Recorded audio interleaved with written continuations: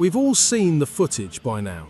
Xavi Simons, head down, muttering to himself, walking straight past the coaching staff and into the tunnel after that Manchester United result. The internet is already calling it the beginning of the end, claiming he's regretted the move to N17 since the moment he signed.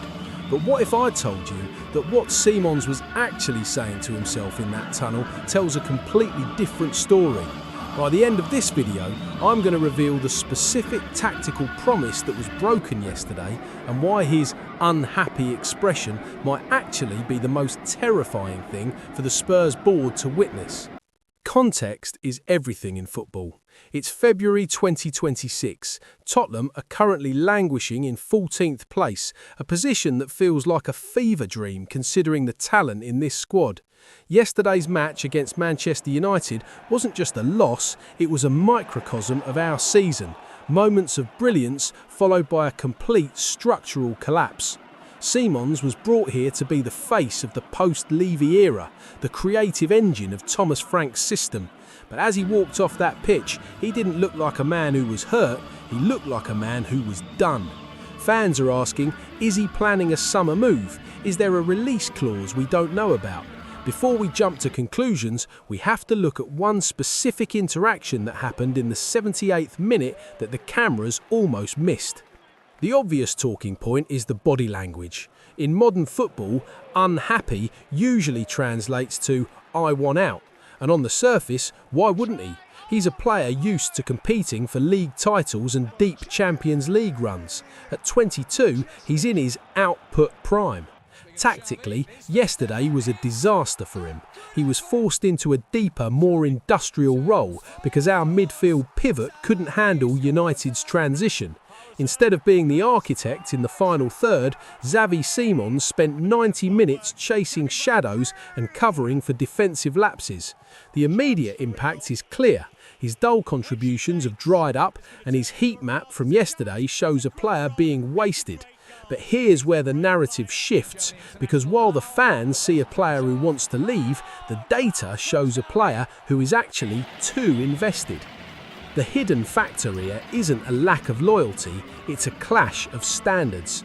We have to look at the squad balance. Since the news of Daniel Levy's £1 billion stake sale began circulating, which you will find the video in the description below, there's been a palpable waiting room atmosphere at the club. Players are waiting for the Asian consortium money and the board is waiting for the summer. But Xavi Simons doesn't do waiting. The long-term implication of that tunnel walk is rooted in the internal competition or lack thereof. Simons is an elite winner. He came from the PSG and Leipzig machines, where a 2-2 draw is treated like a funeral. In that video, he wasn't muttering about a transfer, he was reportedly fuming about the passive nature of the press after we lost the match. The real secret, there's a leadership vacuum at Spurs right now. With Cuti Romero's future in Madrid seemingly agreed, check the description for the full agreement video, and the club sitting 14th, Simons feels like he's the only one holding the standard. He isn't planning a move, he's demanding a revolution. But, and this is the part that should worry every Spurs fan, there is an ambition clause in his long-term outlook. If the club doesn't match his frequency, he won't have to plan a move. The elite clubs in Europe will do it for him. This brings us to the defining question of the 2026 season. Is Xavi Simons a traitor for showing his frustration, or is he the only player with the guts to admit the current state of Spurs is unacceptable? The risk is massive.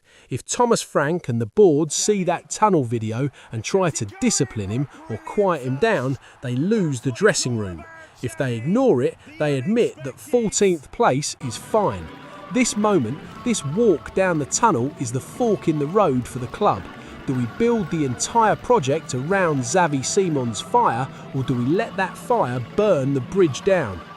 My final take, Xavi Simons isn't complaining because he wants to leave, he's complaining because he's the only one who still cares about winning.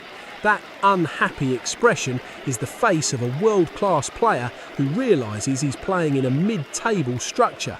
The transfer move rumours are premature for now, but watch the March international break. If the N-Wing Fire consortium doesn't finalise their investment by then, that's when the agents start talking. But I want to hear from you. Was Xavi Simons being disrespectful to the club by walking off, or do we need more of that anger in the squad?